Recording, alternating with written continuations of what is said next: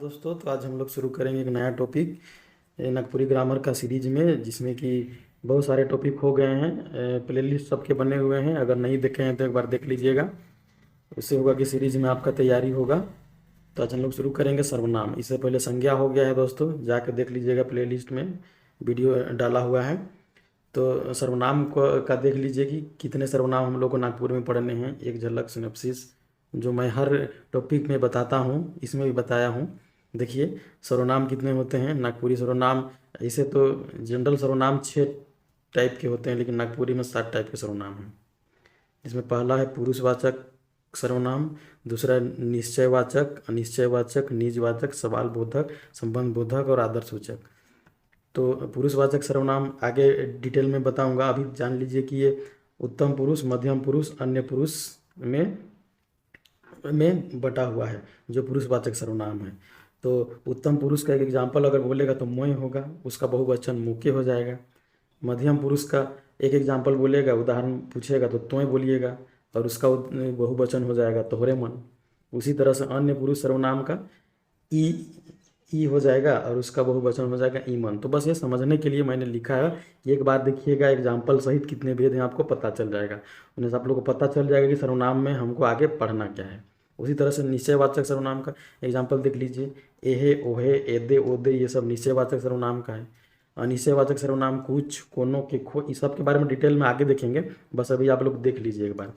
निजवाचक में आपने हो गया, आपने हैं, इसी को बोलते हैं। सवाल बोधक में के, का, कौन, कखन, के, कर, ये सब आता है। इसी तरह संबंध बोधक में जे, से, ते, जेके, से, के आ जाएगा। और आदर्श सूचक रौरे, अपने, तोहरे, मन।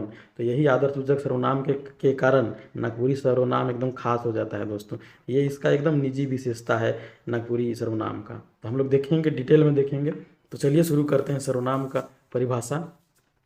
परिभाषा सब्जेक्टिव ऑब्जेक्टिव दोनों के लिए इम्पोर्टेंट है। तो परिभाषा देखिए, संज्ञा कर बदली व्यवहार होवे को वाला पद चाहे शब्द के सर्वनाम कहल जाएला। संज्ञा के दोहराल से भाषा में निरस्ता चल आवेला, से चलते भाव सुंदरई के ध्यान में राई के सर्वनाम कर उपयोग जरूरी है। तो बस समझ गए कि सर्वनाम क्या है। हम लोग वाक्य में सर्वनाम का इस्तेमाल क्यों करते हैं, बस क्लियर है। तो देखिए, नागपुरी में 7 ठो सर्वनाम कर व्यवहार होवेला, जबकि अन्य आर्य भाषा में 6 ठो सर्वनाम कर व्यवहार होवेला।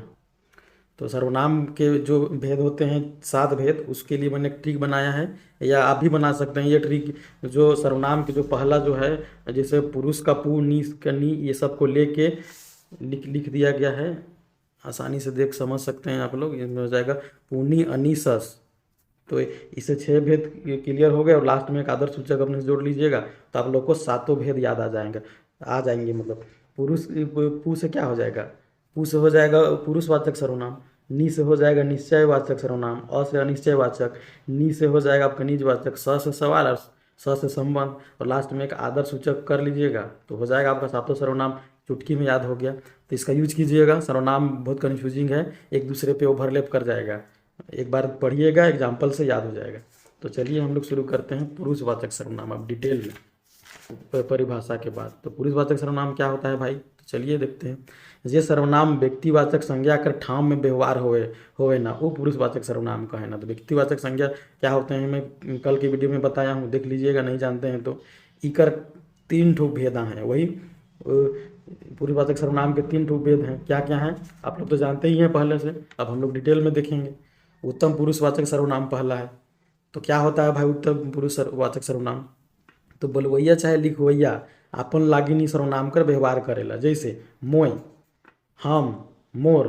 जैसे मोय भात खात हूँ, तो अपने लिए व्यवहार कर रहा है। हम लोग देखेंगे मध्यम पुरुषवाचक सर्वनाम क्या है, तो सुनवैया लागिन ई सर्वनाम कर व्यवहार होवेला। मतलब सुनवैया लागिन जो सुनते हैं, जैसे तोय, तोर, तोहरे मन, तोहरे मन। तो डोट डोट मन, मन मतलब एटसेट्रा, ठीक है। तोय मध्यम पुरुष है, तो तोय घर जाबे, तोर, तोर लागिन मिठाई लाइन दे है। तो इस तरह से बना लीजिएगा वर्ड, तो याद रहेगा आप लोग को आसानी से। उसी तरह से अन्य पुरुषवाचक सर्वनाम हम लोग देखेंगे, जेकर बारे में कोनो कहल जाए हुआ अन्य पुरुषवाचक सर्वनाम होवेला। जैसे ई, उ, ईमन, उमन।